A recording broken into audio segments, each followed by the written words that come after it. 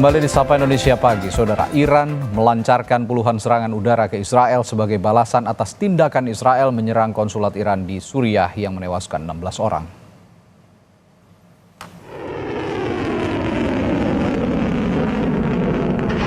TV pemerintah Iran merilis video yang menunjukkan saat serangan rudal dan pesawat tanpa awak terhadap Israel diluncurkan pada Sabtu malam waktu setempat. Iran menyebut serangan ini sebagai balasan atas serangan terhadap kompleks konsulat Iran di Damaskus, Suriah pada 1 April lalu.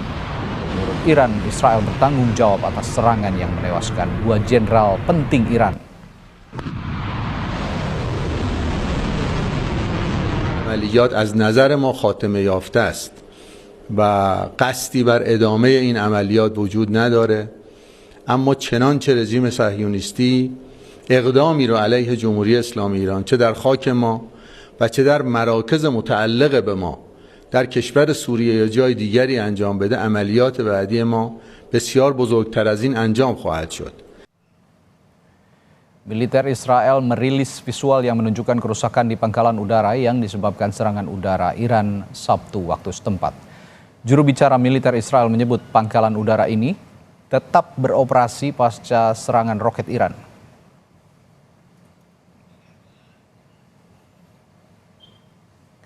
Sebuah video menunjukkan saat sejumlah rudal meluncur di langit Yerusalem. Serangan ini memicu ledakan keras dan sirene peringatan serangan udara terdengar di Yerusalem pada Minggu pagi. Departemen Layanan Darurat Israel mengatakan serangan yang dilancarkan Iran menargetkan beberapa kota di Israel dan menyebabkan cederanya seorang anak laki-laki berusia 10 tahun. Visual lain yang memperlihatkan saat sejumlah rudal tampak berterbangan di atas langit tepi barat pada Minggu pagi. Ketika Iran melancarkan serangan militer langsung pertamanya terhadap Israel dengan mengirimkan drone, rudal jelajah, dan balistik ke arah Israel. Media pemerintah Iran melaporkan puluhan drone telah ditembakkan ke arah Israel.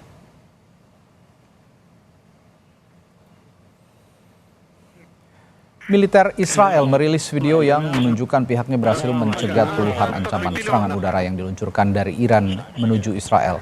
Juru bicara militer Israel mengklaim berhasil mencegat 99% dari lebih 300 rudal dan drone yang diluncurkan Iran. Iran dilaporkan menembakkan 170 drone, lebih dari 30 rudal jelajah, dan 120 lebih rudal balistik. Sementara itu, pemerintah Amerika Serikat lewat juru bicara Dewan Keamanan Nasional, John Kirby, memastikan negaranya tidak akan terlibat dalam perang dengan Iran pasca serangan negara tersebut ke Israel. Kirby mengatakan Amerika menghormati sikap Israel jika akan merespons serangan tersebut, namun Amerika tidak menginginkan perang meluas di kawasan itu. Now, whether and how the Israelis will respond, that's going to be up to them. We understand that and respect that. But the president's been very clear. We don't seek a war with Iran. We're not looking for escalation here. We will continue to help Israel defend itself. Iran menyerang Israel sebagai misi balas dendam atas serangan Israel ke konsulat Iran di Suriah yang menewaskan 16 orang beberapa waktu lalu. Lalu apakah serangan ini akan meningkatkan suhu politik di Timur Tengah dan akankah efeknya ada ke Indonesia? Kita bahas bersama pengamat politik Timur Tengah, Hasibullah Satrawi. Assalamualaikum, Mas Hasib. Waalaikumsalam, selamat pagi Mas. Selamat pagi, sebelumnya minal aizin wal faizin, mohon maaf lahir batin, selamat lebaran Mas Hasib. Pertama Mas, ini gara-gara kopiah kayaknya ini. Jadi... Ya, Mas Hasib, Iran ini menyerang Israel sebagai misi balas dendam di insiden pada tanggal 1 April lalu. Apakah Israel akan serang balik kalau Anda melihat gejalanya serangan Iran ke Israel dengan beratus-ratus drone ini?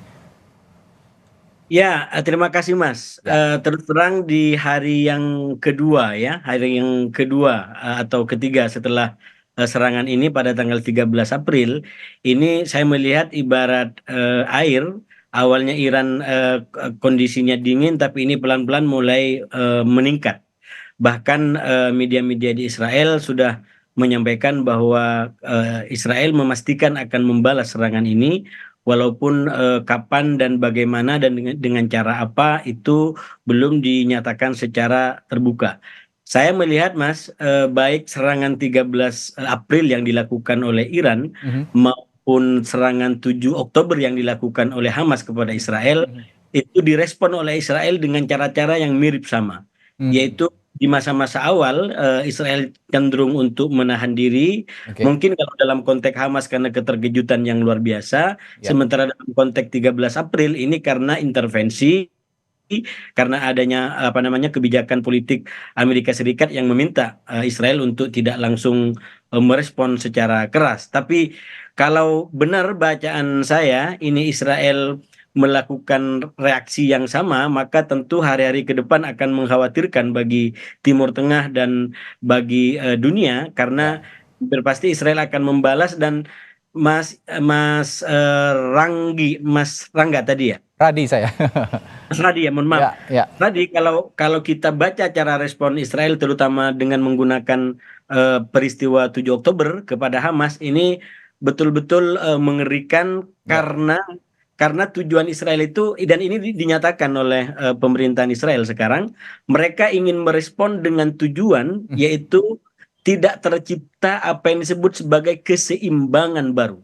Hmm. Apa itu keseimbangan baru? Kalau Israel tidak merespon serangan 7 Oktober terhadap Hamas atau tidak merespon serangan 13 April terhadap April. Iran, Ya. maka akan tercipta persepsi baru bahwa Israel tidak lagi menjadi pengontrol, pemilik, kendali dan persenjataan yang paling canggih di Timur Tengah. Oke. Nah, kita lihat dengan kemampuan Iran menjangkau apa namanya pangkalan militer di Israel, itu artinya bahwa bukan hanya Israel yang memiliki drone dan apa namanya roket yang memiliki jelajah jauh seperti ini. Iran juga mempunyai kemampuan yang sama. Nah, serangan 13 April itu apa namanya memecah asumsi publik selama ini yang bertahun-tahun bahwa Israel mempunyai kemampuan senjata serang dan daya bertahan yang luar biasa. Oke. Nah, oleh karena itu, kalau kita melihat merujuk kepada apa yang disampaikan oleh sumber-sumber di Israel, walaupun tidak dinyatakan secara terbuka, maka sangat mungkin Israel melakukan serangan balik ke depan dan bisa jadi balasannya bisa cukup fatal. Oke. Termasuk sudah mulai muncul kekhawatiran kalau Israel menyerang instalasi nuklir yang Mhm. dimiliki oleh apa namanya yang dimiliki atau persenjataan yang dimiliki oleh Iran, Mas. Oke, Mas Hasib begini, Duta Besar Israel untuk PBB Perserikatan Bangsa-Bangsa Gilad Erdan ini mengatakan tidak hanya Iran, Iran ini disebut beserta proksinya. Nah, proksinya ini yang dimaksud Irak dan Jordan juga ikut terlibat di dalamnya begitu. Nah, kalau kondisinya seperti ini, apakah memang nanti kawasan akan bergejolak juga, akan meluas ke wilayah-wilayah lain di Timur Tengah?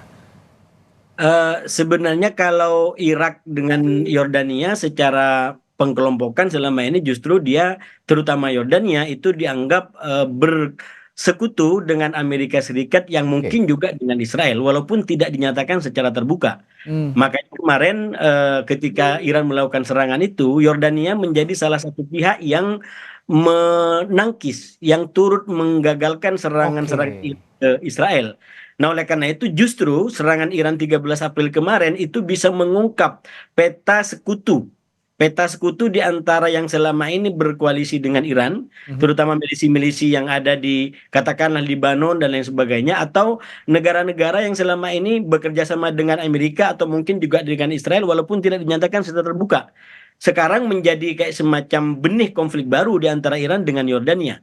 Bahkan Iran mengatakan kalau Yordania ikut campur dalam perang ini, maka Yordania akan menjadi sasaran yang sah bagi Oke. Iran untuk melakukan sebuah serangan. Nah, sementara Yordania juga memberikan ultimatum bahkan memanggil duta besar Iran yang ada di Yordania untuk mempertanyakan pertanyaan-pertanyaan yang dianggap kurang sejalan atau mengganggu apa namanya kehormatan politik daripada Yordania. Yordania hanya mengatakan bahwa kami menimba roket-roket yang lewat melintasi negara kami karena kami negara berdaulat dan kami tidak ingin ada pihak manapun yang leluasa menggunakan udara kami. Nah, tentu ini akan diuji kalau seumpamanya nanti Israel melakukan serangan balik, terutama kalau serangan itu juga melewatin udara Yordania, apakah Yordania juga akan menembak jatuh roket-roket itu? Oke, Nah, kalau tidak, maka itu juga bisa dipahami oleh publik bahwa itu bagian daripada kerjasama yang terjalin di antara Yordania dengan Israel yang selama ini sebenarnya udah banyak berita-berita menyampaikan itu walaupun tidak pernah diakui dan disampaikan secara terbuka, Mas. baik. Yang menarik juga Mas Hasib, pada berita sebelumnya juga kita tadi sudah sampaikan, pemerintah Amerika Serikat lewat juru bicara Dewan Keamanan Nasional John Kirby memastikan negaranya tidak akan terlibat perang dengan Iran. Nah, pasca serangan itu ke Israel, Kirby mengatakan Amerika menghormati sikap Israel jika akan merespon serangan, tapi Amerika tidak menginginkan perang meluas di kawasan itu. Apa analisis Anda soal ini? Saya terus terang cukup menarik mengamati perkembangan sikap politik Amerika secara umum terkait dengan Israel secara khusus dan juga terkait dengan Iran dan Hamas. Kenapa saya katakan demikian? Karena seperti disampaikan tadi, memang Amerika memberikan kayak semacam garis kebijakan politik luar negeri bahwa mereka tidak ingin ada eskalasi dan perang menyeluruh di Timur Tengah. Itu clear disampaikan kepada Israel atau bahkan juga kepada Iran. Nah, oleh karena itu walaupun ada rencana respon atau bahkan Iran sudah merespon, mereka juga tidak ingin dikatakan melanggar garis kebijakan itu. Justru seakan-akan aksi-aksi yang mau diambil termasuk oleh Israel itu alasannya ada dalam konteks biar tidak terjadi eskalasi. Karena itu kami akan melakukan serangan balik agar tidak terjadi eskalasi. Yang ingin saya katakan, Amerika memberikan garis kebijakan tentang politik luar negeri untuk tidak melakukan perang secara terbuka. Nah, saya yakin pasti Amerika mempunyai kepentingan dan alasan nasionalnya masing-masing. Itu kalau cukup bisa kita bahas di sini. Saya minimal mencatatnya dua. Yang pertama, secara nasional sekarang Amerika lagi mau melakukan pemilihan presiden. Ya, election ya. Ya, itu sangat krusial. Bahkan Trump itu sudah sering menyerang Joe Biden dengan mengatakan, kalau saya presidennya, maka perang Ukraina tidak akan terjadi, perang ini juga tidak akan terjadi. Artinya apa? Ada wibawa politik luar negeri Amerika yang bagi Trump itu bermasalah di eranya Joe Biden ini. Sehingga walaupun mungkin tidak mau, tapi negara-negara tetap berperang dan pada akhirnya sedikit atau banyak mau tidak mau itu mengganggu nama besar dan pengaruh daripada Amerika. Dan yang kedua, kalau saya membaca kenapa Amerika tidak ingin ada perang lebih lanjut di Timur Tengah, terutama terkait dengan Iran, karena di Timur Tengah sendiri banyak sekali kepentingan-kepentingan atau bahkan simbol daripada Amerika Serikat, terutama pangkalan-pangkalan militer yang ada di negara-negara Arab Teluk. Itu kalau kemudian dan ini juga udah menjadi ultimatum Iran, kalau Amerika melakukan dan melibatkan diri secara langsung atau tidak, maka simbol-simbol atau tempat-tempat Amerika ini akan menjadi sasaran yang sah bagi Iran untuk melakukan serangan kepada mereka. Ini kalau kita baca alasan-alasan mungkin kenapa kok Amerika bisa memberikan sikap yang istilahnya deeskalasi politik di Timur Tengah. Tapi saya melihat begini, Mas siapa tadi lupa lagi, Mas Radi, mohon maaf, ini akibat puasa baru Lebaran, jadi kita sering lupa Mas Radi. Jadi saya melihatnya begini, Amerika ini terus terang kebijakan politik luar negerinya, terutama mengenai Israel, memang mengalami koreksi atau kecenderungan perubahan yang perlu kita baca ke depan. Saya melihatnya ini mungkin juga terkait dengan apa yang dilakukan Israel di Gaza itu yang sudah pada tahap tidak bisa diterima oleh nilai-nilai Amerika sendiri. Dan ini nyata di dalam sikap-sikap politiknya, misalkan terkait dengan Rafah.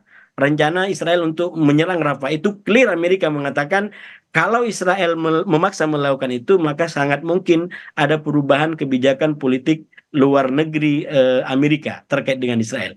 Jadi saya melihat memang ada perubahan yang cukup drastis, walaupun ini saya yakin tidak akan menjadi bersahabat dengan Iran atau menjadi memusuhin Israel. Itu bagi saya ekstremitas politik yang tidak mungkin terjadi dalam konteks politik luar negeri Amerika. Tapi satu hal yang saya apresiasi, Mas, kemudian ini semoga ini bisa ditindaklanjuti ke depan. Semoga dengan ini Amerika betul-betul menjadi penjaga perdamaian dunia dan juga bersama dengan negara-negara anggota tetap Dewan Keamanan PBB daripada hanya menjadi negara yang istilahnya pakai logika like and dislike kemudian bikin koalisi ini musuh ini kawan. Ya. Itu kalau menggunakan logika politik dalam negeri itu kan cara politiknya nggak negarawan lah gitu. Oke. Mestinya negara-negara yang masuk di Dewan Tetap Anggota Keamanan PBB itu bisa memiliki karakter politik yang menjadi penjaga perdamaian dunia. Siapapun yang bisa mengancam itu bisa ditindak dan tidak terlibat di dalam hubungan like and dislike atau Ya. suka dan tidak suka. Baik. Dan ini masih menjadi tantangan sampai sekarang. Ya, Mas Hasib, alih-alih Amerika menahan diri dalam potensi peperangan ini karena kondisi politik internal yang akan menghadapi pemilu begitu. Tapi kalau kita bisa membandingkan kondisi militer dari proksi Iran dan juga koalisi atau aliansinya Israel, ada Amerika, Inggris dan juga Perancis dan lain sebagainya. Ini mana yang lebih kuat dan apakah ini juga nanti akan berpotensi memunculkan blok pro Iran atau pro Israel begitu kira-kira ke depan? Kalau dibaca dari kondisi kondisi negara-negara di Timur Tengah hari ini, yang pertama dengan serangan 13 April kemarin, istilahnya dua rukun hegemoni militer dan persenjataan itu kan baru satu yang dipenuhi oleh Iran, yaitu bahwa dia punya kemampuan serang yang minimal bisa menjangkau Israel. Ya. Tapi apakah dia punya mekanisme pertahanan yang hebat? Nah ini belum teruji. Ya. Jadi kalau Israel kan sudah teruji, dia mempunyai dua kemampuan sekaligus, terutama juga karena di backup oleh Amerika. Dia punya kemampuan menyerang dan juga kemampuan bertahan. Nah, serangan 13 April itu kan dikatakan 99% berhasil digagalkan oleh sistem pertahanan Israel yang didukung juga oleh sekutunya termasuk Amerika. Nah, oleh karena itu pertanyaannya, kalau ini saya setuju dengan pertimbangannya, bukan setuju, saya mendapatkan pendapat yang kurang lebih sama dengan yang disampaikan Israel.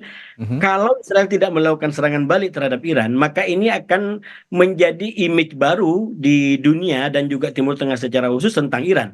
Dan itu bisa menjadi awal dari besarnya pengaruh Iran di kawasan. Karena orang selama ini tidak pernah melihat bahwa Iran punya kemampuan, walaupun anasirnya sudah mulai terlihat ya. Misalkan tentang kecanggihan drone Iran, itu sudah banyak disampaikan dalam perang di Ukraina. Dan akhirnya dia buktikan dengan melakukan serangan langsung dari Iran ke Israel. Nah, oleh karena itu kembali ke pertanyaannya tadi, kalau Iran betul-betul nanti membuktikan kemampuan persenjataan dan militernya, maka menurut saya ini akan menjadi ujian persekutuan atau proksi bagi negara-negara di Timur Tengah untuk berteman dengan siapa. Dan saya menduga Iran akan lebih banyak mendapatkan dukungan daripada rakyat di Timur Tengah. Karena begini, sekarang secara politik kan Israel bagi masyarakat di Timur Tengah itu terlalu hitam dalam tanda kutip ya. Terlalu hitam untuk diterima dan dipahami. Nah ini walaupun saya selalu hati-hati Mas, karena dalam kondisi seperti ini jangan justru menyebarkan kebencian terhadap rasial. Ini bukan konteks itu, tapi bukan konteks itu, betul, sepakat. Ini bicara konteks politiknya. Secara umum Israel itu di Timur Tengah masih dianggap terlalu hitam oleh rakyatnya ya. Untuk bisa diterima. Nah, oleh karena itu banyak negara-negara di Timur Tengah itu mau kerjasama dengan Israel, tapi dia tidak mau mempublikasikan itu. Ini menjadi kayak semacam hubungan gelap lah di antara Israel dengan negara-negara di Timur Tengah. Hanya beberapa negara yang memang punya kekuasaan absolut terhadap rakyatnya yang itu nggak ada demokrasi yang mau menyatakan itu. Katakan salah satunya Uni Emirat Arab. Atau mungkin negara-negara di Teluk, itu kan memang negara-negara yang ya iklim demokrasinya belum tumbuh, sehingga apa yang disampaikan oleh negara itu menjadi kewajiban bagi rakyatnya dan hampir tidak ada perlawanan. Tapi di negara-negara yang sedikit memiliki kultur demokrasi itu nggak berani untuk mendeklarasikan itu. Nah, oleh karena itu dugaan saya kalau nanti ini betul-betul Iran terus mumpuni begini, apalagi Israel tidak membalas, dan Iran terus mapan sebagai kekuatan baru di Timur Tengah, maka itu akan membuat nama Iran dan peran Iran akan semakin besar di Timur Tengah termasuk di negara Arab. Walaupun kendala kalau dalam kajian keagamaan disebut sebagai isu sektarianisme, tapi saya yakin itu nanti bisa kita ulas lebih dalam tentang Oke. hal itu. Tapi konklusi saya, kalau ini terjadi maka Iran bisa menjadi kayak semacam Ya. pahlawan baru bagi rakyat yang menginginkan Israel ini tidak terus semina-mina Ya. di Timur Tengah. Begitu, Mas. Nah, ini saya ada 2 pertanyaan terakhir untuk Anda, Mas Hasib. Dalam konteks peperangan ini, apakah insiden Damaskus pada 1 April lalu pada saat Iran diserang begitu konsulatnya oleh Israel, ini juga menjadi alasan utama atau memang ada alasan lain seperti misalnya serangan bombardir yang luar biasa Israel terhadap Palestina di jalur Gaza yang sudah memakan banyak korban. Apakah alasan itu juga jadi latar belakang? Dan yang kedua adalah apakah ada efek serangan Iran ke Israel untuk Indonesia? Ya, sebenarnya serangan Israel ke Damaskus itu alasan normatif saja menurut saya. Jadi alasan normatif untuk istilahnya menertibkan Israel kalau bahasanya Iran. Ini kan masalahnya Israel diakui oleh dunia itu melalui berbagai macam keputusan kita bisa sampaikan sudah melakukan kejahatan-kejahatan. Ini koreksi saya terhadap Israel bukan kebencian ya. Saya mencintai nilai-nilai kemodernan, nilai-nilai toleransi, nilai-nilai pluralisme. Dan kritik saya kepada Israel dengan serangan yang membabi buta terhadap Gaza itu adalah karena menghancurkan nilai-nilai itu. Dan bukan hanya kita yang mengkritik, Amerika sendiri mengkritik itu, PBB mengkritik itu. Oleh karena itu Iran dengan segala macam yang keterbatasan yang dimiliki, dia seakan-akan ingin menjadi utusan dunia untuk menertibkan Israel agar tidak semena-mena di dalam melakukan sikap terhadap negara, terutama kalau negara itu belum merdeka seperti Palestina. Ini kan sebenarnya kalau yang dilakukan Iran, kalau boleh kita baca secara lebih terukur gitu ya, itu yang ditargetkan adalah target militer. Nah, kalau itu timbul korban jiwa non militer, menurut saya Iran juga perlu dikecam atas itu. Tadi disampaikan bahwa ada korban anak kecil, itu menurut saya hal yang juga kesalahan yang dilakukan oleh Iran, sama dengan ketika Israel melakukan terhadap sipil, salahnya di situ. Seandainya yang ditarget adalah hanya simbol-simbol Hamas, mungkin kecaman dunia tidak akan sebesar ini. Tapi Israel tidak membuktikan dia melakukan serangan terhadap Hamas. Dia menyerang rumah sakit, dia menyerang masyarakat sipil. Jadi itu justru yang membuat Israel itu keluar dari prinsip-prinsip umum, nilai-nilai umum yang selama ini menjadi pedoman kita semua, bahkan pedoman Amerika sendiri gitu. Dan kalau akhirnya Amerika melakukan koreksi, saya menduga sedikit banyak juga karena faktor itu. Bagaimana kita bisa membenarkan sikap Israel yang begitu? Jadi saya tidak setuju perang, saya tidak ingin perang, tapi ini kekerasan seperti ini harus dihentikan, terutama kalau itu mencapai masyarakat sipil, dan kita ingin dunia yang lebih damai, apapun agamanya, apapun negaranya, apapun sukunya. Itu menurut saya perjuangan kita semua ke depan, Mas. Ya, dampaknya untuk Indonesia, serangan Iran ke Israel ini terakhir, Mas Hasib. Dampaknya kalau menurut saya ini akan lebih terutama secara ekonomi ya. Nah, saya masalahnya tidak ahli tentang ekonomi, terutama mungkin terkait dengan perminyakan, Mas, karena Iran punya cadangan minyak yang cukup besar ya? Ya, punya cadangan cukup besar, terutama karena Iran juga sekarang sudah bekerja sama dengan negara-negara Arab Teluk, ya, bahkan dengan Arab Saudi yang selama ini berperang, sekarang Iran sudah bekerja sama dengan Qatar, itu sudah dari dulu memang kerja sama. Walaupun kita tahu Teluk hari ini Teluk yang sebenarnya tidak ingin terlalu ideologis dalam memahami mungkin peta politik, dia ingin perkembangan ekonomi gitu. Karena itu walaupun dia kerjasama dengan Iran, dia juga kerjasama dengan Amerika. Arab Saudi kerjasama dengan Amerika, tapi dia juga yang kerjasama sama Cina gitu. Bahkan kerjasama dengan Rusia. Jadi Teluk hari ini adalah Teluk yang menurut saya juga penting diamati ke depan karena perannya yang besar, tapi juga tidak ingin terlalu ideologis di dalam memahami persoalan-persoalan politik di kawasan. Begitu, Mas. Baik, ini memang dampaknya lebih ke ekonomi begitu ya, dan ini juga harus dibahas lebih lanjut apa dampaknya secara ekonomis oleh yang benar-benar memahami kondisi peta politik ekonomi begitu ya. Ekonomi dan perminyakan, karena itu dampaknya menurut saya akan makin besar di situ. Kalau lain sosial keagamaan, ya menurut saya masyarakat kita sangat memahami itu, walaupun memang banyak hal yang masih bisa dijelaskan di situ kan. kadang-kadang apa yang terjadi A tapi di kalangan masyarakat kita yang sudah dijadikan pembicaraan adalah B. Itu bisa dijelaskan di waktu yang lebih lama untuk Baik. menjelaskan badan itu, Mas. Baik, menarik sekali perbincangan kita pagi hari ini. Terima kasih Pengamat Makasih, Politik Mas. Timur Tengah Hasibullah Satrawi telah berbagi perspektifnya di Sapa Indonesia Pagi. Sehat selalu, Mas Hasib. Assalamualaikum. Assalamualaikum warahmatullahi wabarakatuh.